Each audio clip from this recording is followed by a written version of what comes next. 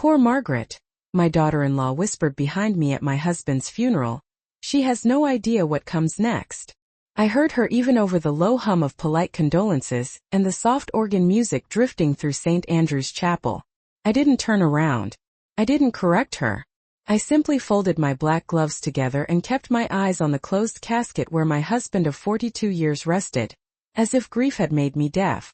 The chapel smelled of lilies and polished wood, the kind Edward always said felt dignified and calm. Rows of white floral arrangements lined the aisle, sent by business associates, country club friends, men who had shaken my husband's hand for decades, and now stood in small clusters whispering about legacy and transition. I felt their eyes on me, soft with sympathy, heavy with assumption. A 68-year-old widow in a tailored black suit, pearls at her throat, sitting alone in the front pew. Vulnerable. Overwhelmed. Unaware. Vanessa stepped forward again, her hand light on my shoulder as cameras from distant cousins flashed. "She'll need a lot of support," she told one of Edward's former partners, her voice pitched just high enough to travel. "There's so much paperwork. So many decisions." I almost smiled at the word decisions. Daniel stood beside her, tall and quiet, nodding at whatever she said. His arm wrapped around her waist instead of around me. My son hadn't looked directly at me all morning. Not when the hearse arrived. Not when the minister spoke about devotion and strength. Not even when I rose to place a single white rose on the casket. It was as if I had already been gently moved to the margins of my own life. I listened as Vanessa explained how complicated Edward's holdings were, how difficult it would be for someone in my position to manage everything alone. She spoke as though I were fragile glass, as though the numbers that built our life had floated above my head for 4 decades without ever settling into my hands. I remembered nights at our kitchen table, spreadsheets spread beside meatloaf cooling on the stove, Edward tapping a calculator while I reviewed quarterly reports. I remembered the afternoon 5 years ago when we sat across from Howard Bennett, our attorney, and signed the revised trust documents. Edward had looked at me over his reading glasses and said quietly, "If anything ever happens to me, you hold the keys. Promise me you won't let anyone rush you." I had promised. A woman from the church squeezed my fingers now and murmured, "You must be terrified." I tilted my head, allowing a small appropriate nod. Terrified was easier for them to understand than prepared. At the reception in the fellowship hall, casseroles and sheet cakes covered long folding tables. Vanessa stood near the center, accepting condolences as if she were hosting a charity gala. I watched her lean toward Daniel and whisper something that made him glance at me quickly before looking away. A few minutes later I heard her say, "Once probate clears, we can finally restructure everything." Restructure. The word slid across the room and settled at my feet. Probate clears. As if she were waiting for a gate to lift. I picked up a paper cup of coffee and let the warmth settle into my palms. Across the room, Howard Bennett caught my eye. He didn't smile, but he gave the smallest nod, a quiet acknowledgement that said more than any public reassurance could. Let them think what they want, that nod seemed to say. Let them arrange the future in whispers. They believed I was sitting there stunned, counting sympathy cards and wondering how I would pay the electric bill on a 4,000 square foot home. They didn't know that every account required my signature, that every share transfer moved only if I approved it, that the trust they were so eager to restructure named me sole trustee with full authority. I set my untouched coffee back on the table and walked slowly toward the exit, pausing only to thank each guest for coming. Vanessa's eyes followed me, bright and calculating, as if measuring how much time she had before taking control. I met her gaze for a brief second and offered a soft, almost grateful smile. Let them pity me, I thought. For now. The house felt larger that evening than it ever had in 42 years, as if grief had stretched the walls and lifted the ceilings another 10 feet. The driveway was still lined with cars when I arrived home, distant relatives lingering longer than necessary, balancing paper plates and soft voices. Vanessa walked in ahead of me with Daniel at her side, already discussing timelines as though we were returning from a business luncheon instead of a burial. I placed my purse carefully on the console table beneath the oil painting Edward and I bought on our 10th anniversary, and removed my gloves one finger at a time. "We should probably set up a meeting this week," Vanessa said, her tone gentle but firm. "There is going to be a lot to review." Daniel nodded. Mom, we just want to make sure everything is handled correctly. Correctly. I had balanced corporate accounts larger than our household budget before Daniel finished college, yet now my own son spoke to me as though I might misplace the checkbook. I walked into the kitchen and ran my hand across the granite counter Edward insisted on installing 15 years ago.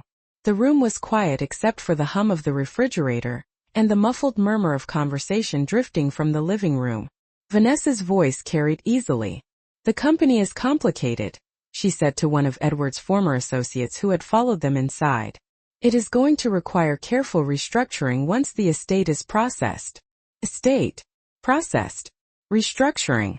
Words chosen with precision. Words that assumed a door would soon open for her. I poured myself a glass of water and listened without appearing to listen. She spoke about liquidity, about diversification, about how difficult it would be for someone at my stage of life to oversee strategic growth. Someone at my stage of life. I was 68, not 98. I still drove myself to the country club. I still reviewed quarterly statements over morning coffee. I still remembered every password Edward ever created because I was the one who wrote them down. Daniel entered the kitchen and leaned against the counter, arms folded. He looked tired, but there was something else behind his eyes. Anticipation. "Mom," he said softly, "Vanessa and I were thinking we could help lighten your load. Maybe take over some responsibilities so you can focus on adjusting." Adjusting. I studied his face, the same face I had kissed goodnight for 18 years, now shadowed by hesitation. "That is thoughtful," I replied, my voice even. "Let us give it a few days." He seemed relieved by the absence of resistance. Vanessa appeared in the doorway moments later, her expression composed. "We just do not want you overwhelmed," she said. I held her gaze for a beat longer than courtesy required. "I appreciate your concern," I answered. And I did.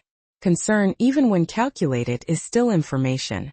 Later that night, after the last car disappeared from the driveway and the house settled into silence, I walked upstairs to Edward's study. The leather chair still faced the window overlooking the lake, moonlight tracing silver across the water. I opened the bottom drawer of his desk and removed the slim black folder Howard Bennett had handed me 5 years earlier. My name was printed clearly across the first page. Sole trustee. Full authority. No amendments permitted without my written consent. I closed the folder gently and returned it to the safe behind the bookshelf. Downstairs, I could hear Vanessa laughing softly at something on her phone, already comfortable in a house she believed would soon be partly hers. I stood in the hallway for a moment and allowed the quiet to settle around me. They were not cruel. They were confident. And confidence built on assumption is the easiest thing to dismantle. I turned off the lights one by one and went to bed alone for the first time in 4 decades, knowing that by this time next week, the language in this house would change. Not because I would raise my voice, but because I would finally let them hear the truth. The morning after the funeral, the house woke before I did. I could hear cabinets opening downstairs, the steady rhythm of someone unfamiliar moving through my kitchen with practiced confidence. When I came down the staircase, Vanessa was already seated at the breakfast table with her laptop open, a legal pad beside her, coffee steaming in one of my white porcelain mugs. Daniel stood at the counter scrolling through his phone. They both looked up when they heard my steps, their expressions softening into something that resembled concern. "Good morning," Vanessa said gently. "I hope you were able to sleep." I nodded once. "Well enough." She exchanged a quick glance with Daniel before turning the laptop slightly away from me. Not enough to be obvious, just enough to suggest privacy. "We were just looking over some general information about estate timelines," she explained. "It can take months in some cases." Months. She spoke the word carefully, as if testing how it sounded in the room. I poured myself coffee and sat across from her without asking permission. The screen reflected faintly in the window behind her, spreadsheets and notes already organized. "I spoke with Howard's office this morning," she continued. "We should schedule a formal meeting soon. It is better to be proactive." Proactive. That was always Edward's favorite word. He used to say that money does not disappear overnight, but opportunities do. I stirred my coffee slowly. "Howard will contact us when he is ready," I replied. "There is no rush." Vanessa smiled, but it did not reach her eyes. "Of course. We just want to protect what Dad built. Dad. She had started calling Edward that only in the last few years, once the company's valuation crossed into 8 figures. Daniel cleared his throat. Mom, we were also thinking about the lake house. It might be practical to consider selling it. Less maintenance for you. Practical. The lake house sat 2 hours north, 40 acres of pine trees and water Edward loved. I remembered summer mornings there. Him standing on the dock with a cup of black coffee, reviewing quarterly reports before breakfast. That property is in a separate trust, I said evenly. Daniel blinked. Oh. Vanessa recovered quickly. That is good. Organization is important. She wrote something down on her legal pad. I noticed how easily she assumed access to information that had not been offered. Later that afternoon, after Daniel left for a meeting and Vanessa took a call on the patio, I walked into Edward's study again. Sunlight filtered through the blinds, casting narrow lines across the desk. I opened the top drawer and removed a thin envelope labeled amendments. Inside was a document dated 3 years earlier, signed and notarized. A clause I had insisted on adding. Any beneficiary found to be exerting undue pressure, or acting in bad faith toward the trustee would forfeit discretionary distributions. Edward had hesitated at first, then nodded. If they ever treat you like you are in the way, he had said quietly, they should not be rewarded for it. I replaced the document carefully and closed the drawer. From outside, I could hear Vanessa laughing again, her voice bright in the afternoon air. She was making plans. I was reviewing protections. That evening at dinner, she suggested bringing in a financial consultant to guide the transition. I set my fork down gently. There is no transition, I said, my tone calm. There is continuity. The word hung between us, subtle but firm. Daniel shifted in his seat. Vanessa tilted her head slightly, studying me as though recalculating. For the first time since the funeral, she seemed unsure of the timeline she had already built in her mind. I finished my meal and stood, smoothing the front of my blouse. We will all meet with Howard on Friday, I said. Until then, there is nothing to restructure. I walked upstairs before either of them could respond, aware of the silence I left behind. They believed they were preparing me for reality. They did not realize I had been living in it all along. Friday arrived with clear skies and a thin layer of frost still clinging to the lawn at 8 in the morning. I chose a navy suit instead of black. A small shift that felt deliberate. Vanessa noticed the moment I stepped into the kitchen. She was dressed sharply, a structured cream blazer and heels that clicked confidently against the hardwood floor. Daniel looked between us, quiet, as though he understood something important was about to surface. Howard confirmed 10 o'clock, Vanessa said, checking her watch. I printed a few questions we should raise. She held up a neatly stapled packet, already tabbed and highlighted. I poured myself coffee and glanced at the stack without reaching for it. That will not be necessary, I replied. Howard knows the structure. She smiled politely. It is always good to be prepared. I did not argue. Preparation had never been her weakness. Assumption had. The drive to Howard Bennett's office took 25 minutes, past familiar streets Edward and I had traveled for decades. I watched storefronts blur past the window and remembered the afternoon we signed the revised trust documents. Edward had been unusually serious that day. Daniel has a good heart, he had said quietly once we were alone in the conference room, but he is easily influenced. If anything ever changes in this family dynamic, I want you protected. I had studied his face then, searching for doubt. There was none. Only resolve. When we arrived at the law office, Howard greeted us with measured warmth. He shook Daniel's hand, nodded to Vanessa, then turned fully toward me. Margaret, he said, his tone respectful and steady, please come in. We took seats around the polished oak table. Vanessa placed her folder in front of her, pen poised, posture straight. Daniel leaned back slightly, attempting calm. Howard opened a thick binder and adjusted his glasses. Before we begin, Vanessa interjected smoothly. We were hoping to clarify the timeline for probate and discuss potential restructuring options. Howard did not look at her. He looked at me. There will be no probate regarding the primary holdings, he said evenly. Daniel frowned. What do you mean? Howard folded his hands on the table. Nearly all major assets, including the company shares, the lake house, and the investment portfolio, are held within the Collins family trust.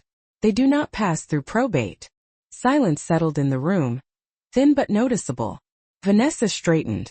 Then as beneficiaries, we should be included in strategic decisions moving forward. Her voice was controlled but sharper than before. Howard turned a single page. Beneficiaries do not control strategic decisions. The trustee does. Daniel glanced at me, confusion beginning to surface. And who is the trustee? He asked. Howard met his eyes briefly before answering. Margaret Collins is the sole trustee with full discretionary authority. The words were simple, clear, final. Vanessa blinked once as if recalibrating. Sole? She repeated carefully. Yes, Howard replied. Sole. No amendments may be made without her written consent. Daniel shifted in his seat. Dad never mentioned that. I spoke for the first time since we sat down. Your father believed in clarity, I said calmly. He also believed in preparation. Vanessa's pen remained motionless above her notes. But long-term planning requires collaboration, she insisted. Howard's expression did not change. Collaboration is optional. Authority is not. The air felt different now, heavier but more honest. I rested my hands lightly on the table. There is no transition, I said again softly. There is continuity.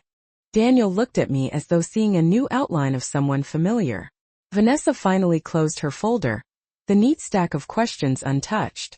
In that quiet room, beneath fluorescent lights and framed legal certificates, the assumptions that had filled my kitchen all week began to thin. No raised voices. No dramatic declarations. Just structure. Just signatures. Just the simple reality of who held the keys. The drive home from Howard's office was quieter than the one that had taken us there. Daniel kept both hands on the steering wheel, his eyes fixed on the road as though the traffic lights required his full concentration. Vanessa stared out the passenger window, her reflection faint in the glass, composed but distant. I sat in the back seat not because I had to, but because I chose to. The arrangement felt symbolic. No one spoke for the first 10 minutes. Finally Daniel cleared his throat. Mom, I did not realize Dad had structured things that way. His voice carried confusion more than accusation. Your father believed in clarity, I answered calmly. He also believed that responsibility should rest where it has always been handled. Vanessa shifted slightly in her seat. We only wanted to help, she said, her tone controlled but tight around the edges. Managing a portfolio that size can be overwhelming. I watched the passing houses blur into one another. It has not overwhelmed me yet, I replied. The words were simple. They did not need decoration. When we pulled into the driveway, the house looked exactly as it had that morning. Solid, quiet, certain. Vanessa stepped out quickly, her heels striking the pavement with measured precision. Inside, she went straight to the kitchen, placing her folder on the counter without opening it. Daniel lingered near the doorway, as though uncertain where to stand. I walked into the living room and removed my jacket, folding it neatly over the arm of the chair Edward favored. The silence in the house felt different now. Not tense. Just recalibrated. Vanessa entered the room a moment later. So what happens next? She asked. The question was direct, stripped of earlier softness. I appreciated that. Next, I said, taking a seat. We continue exactly as your father and I planned. The trust remains intact. Distributions will be reviewed annually, based on performance and conduct. She narrowed her eyes slightly. Conduct. I held her gaze. The trust includes a discretionary clause. It allows the trustee to consider the overall well-being of the family environment. Daniel looked between us. Are you saying we could lose our share? He asked quietly. I did not raise my voice. I am saying that respect and stability matter. Your father insisted on that language. The room absorbed the statement. Vanessa folded her arms, a defensive gesture she quickly tried to soften. We have always respected you, she said. I did not respond immediately. I let the pause stretch just long enough to be felt. Respect is not spoken, I said finally. It is demonstrated. That evening I prepared dinner as I had for decades, measuring ingredients without consulting a recipe, setting 3 plates at the table with deliberate care. The routine grounded me. Halfway through the meal, Daniel cleared his throat again. "Mom, I am sorry if we made assumptions." The apology was incomplete, but it was a beginning. Vanessa remained quiet, her expression thoughtful, calculating in a new way. She was no longer planning a takeover. She was reassessing a position. After dinner I stood and gathered the plates. "There is no need for tension," I said evenly. "There is structure. That structure protects all of us." I carried the dishes into the kitchen, aware of their eyes following me, not with pity now, but with recognition. The balance had shifted without a single raised voice. I had not demanded authority. I had simply allowed it to be seen. And in that quiet house, beneath the steady hum of the dishwasher and the fading light beyond the windows, the future no longer belonged to assumption. It belonged to the one who held the pen. The following Monday, the house settled into a new rhythm, quieter but more aware. Daniel left early for work, lingering only long enough to say goodbye with a tone that carried careful respect. Vanessa remained at the kitchen table after he left, her laptop closed this time, hands wrapped around a cup of coffee that had long gone cold. I could feel her watching me as I moved through the room, opening the blinds, letting morning light stretch across the hardwood floors. The lake beyond the windows was still, reflecting a pale gray sky. "I have been thinking," she began finally, her voice measured. I continued slicing fruit for my breakfast without looking up. "That is usually a good place to start," I replied gently. She exhaled, perhaps recognizing that the tone of this conversation would not be the same as previous ones. "I may have overstepped," she said. The words seemed carefully selected, each one weighed before release. I assumed there would be a transition period where Daniel and I would step in more actively. I placed the knife down and met her eyes. "A transition implies instability," I said calmly. "Your father-in-law built structures designed to prevent that." She nodded slowly.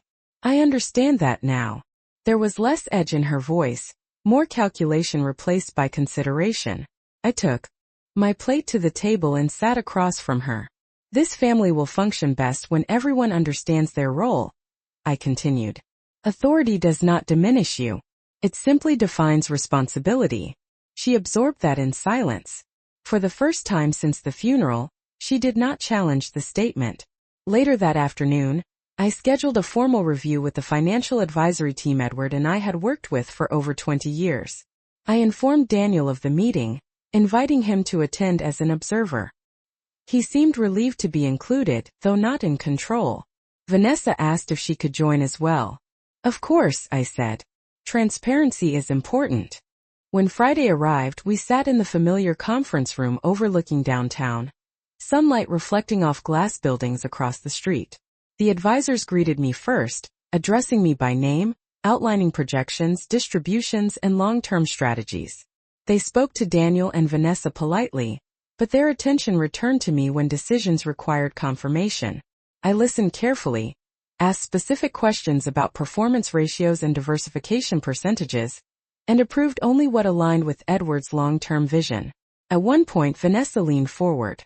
"Would it make sense to accelerate distributions to reinvest elsewhere?" she asked. The senior advisor glanced at me before answering. "The trust is structured conservatively by design," he said. "It prioritizes stability." I nodded once. "Stability remains the objective," I confirmed. Vanessa leaned back, thoughtful. She was beginning to understand that influence in this room would not be claimed through confidence alone. It would require patience and earned trust. That evening back at home, Daniel approached me in the study. "Mom," he said quietly, "I did not realize how involved you have always been." I looked up from the ledger I was reviewing. "You were building your own life," I replied. "Your father and I handled ours." He hesitated. "I am proud of you." The words were simple but sincere. I smiled softly. "There is nothing new here, Daniel. You are simply seeing what has always existed." As he left the room, I noticed Vanessa standing at the end of the hallway, listening without interrupting. She did not look threatened anymore. She looked aware. Authority, when exercised calmly, does not need to be defended. It only needs to be demonstrated consistently. And in this house, Consistency had always been my strength. It was 3 weeks after the funeral when the first real test arrived, quiet and almost polite. Daniel knocked lightly on the study door one Tuesday evening, his expression careful as though rehearsed. Vanessa stood a few steps behind him in the hallway, not speaking but present. I closed the folder I had been reviewing and invited them in. Daniel sat across from my desk, hands clasped together. "Mom," he began, "Vanessa and I have been considering a new investment opportunity. It is time-sensitive." I waited. Silence has a way of encouraging clarity. "There is a commercial development project about 30 miles outside the city," he continued. "Mixed-use, retail and residential. The projected returns are strong. We were hoping the trust could participate." Vanessa stepped forward slightly. "It would demonstrate forward thinking," she added, "positioning the family portfolio for growth." I studied their faces, not searching for deception, but for understanding. "How much capital are you requesting?" I asked evenly. Daniel hesitated before answering. $5 million. The number did not shock me. It was well within the trust's capacity. What mattered was the reasoning behind it.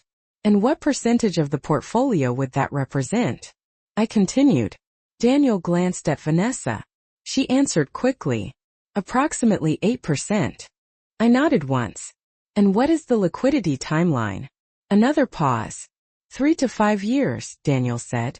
I leaned back in my chair.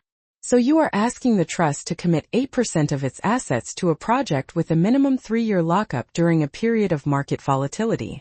My tone remained neutral, factual. Vanessa crossed her arms unconsciously, then lowered them. "Risk is part of growth," she replied. "Your father understood that." I allowed myself a small, thoughtful smile.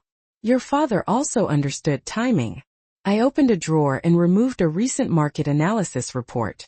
"Commercial real estate in that corridor has declined 12% over the past 18 months, I said calmly. "Occupancy rates are uneven. Interest rates remain elevated." Daniel looked surprised. "You have been tracking that?" he asked. "I track everything that affects this family," I answered. The room grew still. Vanessa shifted her weight. "So the answer is no?" she asked carefully. I did not respond immediately. I considered the numbers, the structure, the intent. "The answer is not no," I said at last. "The answer is not yet." Daniel exhaled slowly. "What would need to change?" I met his eyes. "A detailed risk mitigation plan, independent third-party valuation, and a demonstration that this investment aligns with long-term stability, not short-term enthusiasm." Vanessa looked at me differently now. Not with impatience. With calculation recalibrated by respect. "If we provide that," she asked, "then we will review it formally," I replied. "As trustee, my responsibility is preservation first, expansion second." The word trustee carried weight in the room, not as a threat, but as a reminder of structure. Daniel nodded slowly. "That is fair," he said. It was the first time he had used that word since the funeral. Fair. After they left the study, I remained seated for a moment, listening to their footsteps retreat down the hallway. They had come expecting resistance or surrender. Instead they received governance. Later that evening, Vanessa approached me alone in the kitchen. "I underestimated you," she said quietly. There was no sarcasm in her voice, only recognition. I rinsed a glass under warm water and set it in the drying rack. "Underestimation is common," I replied gently. "Correction is what matters." She nodded once, absorbing the statement without defense. Outside, the lake reflected the last light of day, steady and undisturbed. In this house, authority no longer required explanation. It required consistency, and consistency over time becomes undeniable. 2 weeks passed after our conversation about the investment, and something subtle shifted inside the house. The tension that once hovered in the hallways was replaced by a quiet awareness, as if every word now carried weight. Daniel spent more time in the study with me, reviewing reports I had managed alone for decades. Vanessa no longer arrived at the breakfast table with printed strategies and highlighted proposals. Instead, she asked questions. Real ones. One Saturday afternoon, as sunlight filtered through the tall windows and stretched across the hardwood floors, Vanessa approached me with a leather portfolio in her hands.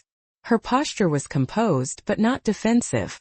"I have the independent valuation you requested," she said calmly, "and a risk mitigation outline." I gestured for her to sit. Daniel joined us moments later, watching closely but allowing her to speak first. She walked through the proposal with clarity, explaining projected occupancy rates, contingency reserves, and phased capital deployment. Her tone was professional, measured, less eager and more grounded. I listened without interruption. When she finished, she closed the folder and waited. Silence settled. Between us, not heavy but deliberate. "You adjusted the capital request," I observed. "4 million instead of 5. She nodded. 8% felt aggressive after reviewing current conditions. "This keeps us closer to 6. I allowed a small approving nod. "That demonstrates restraint." Daniel exhaled softly, as if he had been holding his breath. I turned a few pages, reviewing the figures again, not because I doubted her preparation, but because precision is habit. "The contingency reserve?" I asked. 10% of projected construction costs," she replied. "Held separately." I closed the folder gently. "Submit this to Howard and the advisory board for formal review," I said. "If their analysis confirms alignment with long-term stability, the trust will participate at 4 million. Daniel's shoulders relaxed.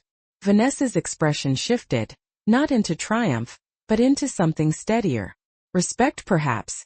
"Thank you," she said quietly. I met her eyes. "Understand something clearly," I replied. "Approval is not a favor. It is a function of structure. When structure is honored, progress follows." She nodded once, absorbing the lesson without resistance. That evening, after they left the room, I stood by the window overlooking the lake. The water moved gently, reflecting the pale gold of sunset. Authority had not required confrontation.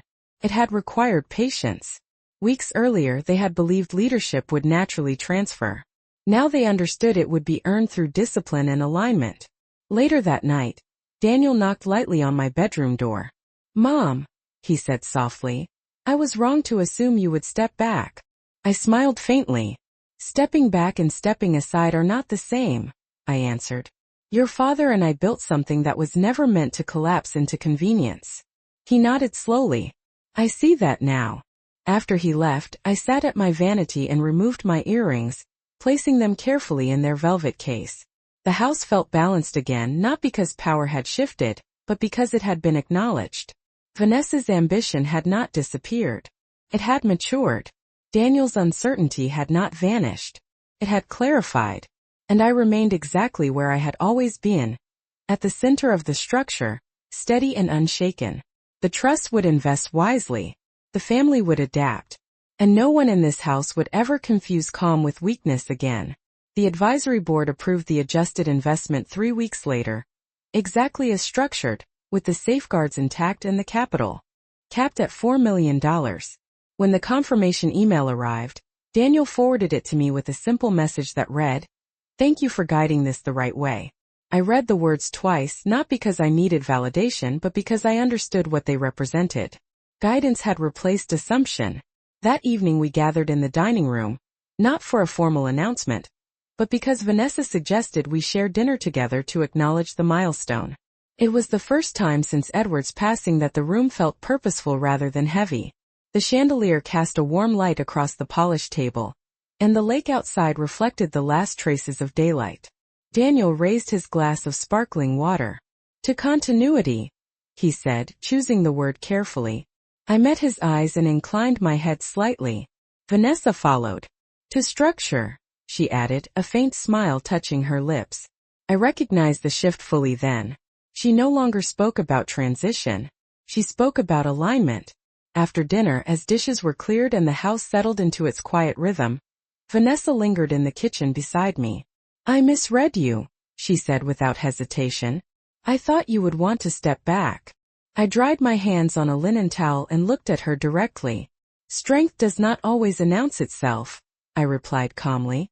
"Sometimes it is simply steady." She nodded, absorbing the lesson without defensiveness. In the weeks that followed, the tone within the house continued to evolve. Daniel began consulting me before making business decisions, not out of obligation, but out of recognition. Vanessa approached new proposals with discipline rather than urgency. She had learned that authority here was not claimed through confidence alone. It was sustained through patience and respect. One afternoon, I returned to the chapel where Edward's service had been held. The lilies were long gone, replaced by ordinary Sunday arrangements. I sat quietly in the same pew where I had once listened to whispers of pity drifting behind me. I remembered the weight of those glances, the quiet assumption that grief had made me fragile. I had allowed it. I had worn silence like a tailored coat, knowing it would eventually reveal its own strength. The truth had not required spectacle. It required time. As I left the chapel, I paused at the doorway and looked back once, not in sorrow but in clarity. That day had not marked the end of my authority. It had revealed it. When I returned home, Daniel was reviewing architectural renderings for the development project, and Vanessa was outlining tenant strategies with measured focus. They looked up as I entered, not with concern but with respect. "Everything all right?" Daniel asked gently. "Everything is as it should be," I answered. And it was.